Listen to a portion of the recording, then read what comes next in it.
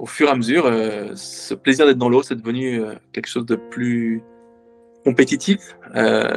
Et puis les uns et les autres, ou les sportifs que j'ai pu voir à la télévision m'ont vraiment inspiré, que ce soit des nageurs ou autres. Hein. Et puis je me suis dit, allez, pourquoi pas un jour être toi aussi un grand champion, quoi. Alors si malheureusement mon accident a un peu coupé l'herbe sous le pied, j'ai pu reprendre ce sport parce que c'est un sport qui est très accessible. Tout le monde flotte, on nage plus ou moins vite, plus ou moins facilement en fonction de notre handicap et en fonction de nos possibilités physiques, bien sûr. Et oui, ça a été une solution de vraiment me raccrocher à une branche que je connaissais bien, de refaire de la natation comme un but thérapeutique au départ, puis après vraiment après mon propre jeu, hein, le sport de haut niveau, l'envie d'aller aux Jeux un jour. Et si je ne pouvais plus aller aux Jeux Olympiques, je pouvais aller aux Jeux Paralympiques, les différents échelons pour aller jusqu'en équipe de France et être sélectionné aux Jeux depuis 2004.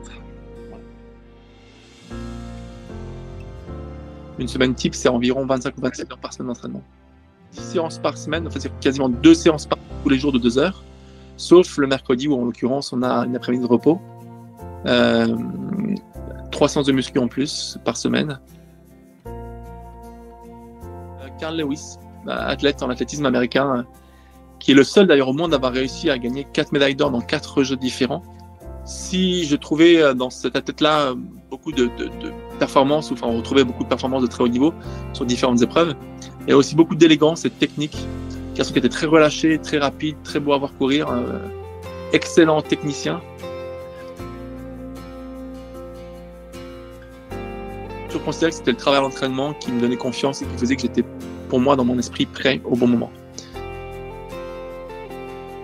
Ce seront été les qualifications les plus dures à obtenir de toute ma carrière. La pression, le nombre de places qui restait chez les garçons, le nombre de places déjà prises, les critères de sélection. Puis il y a aussi le fait que là, j'avance, que je suis plus tout jeune et que voilà, je vais avoir 50 ans au mois d'octobre prochain. Et allez, 6e jeu à 50 ans, c'est vraiment pas quelque chose d'évident. Hein.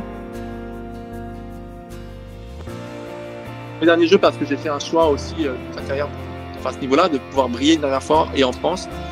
Et d'avoir la chance de terminer sa carrière en France, c'était vraiment l'idéal. Donc c'est ce que je voudrais faire. Voilà. Qualifié pour les Jeux à la maison en France, c'est incroyable. Dans notre public, c'est super. Nos familles, etc.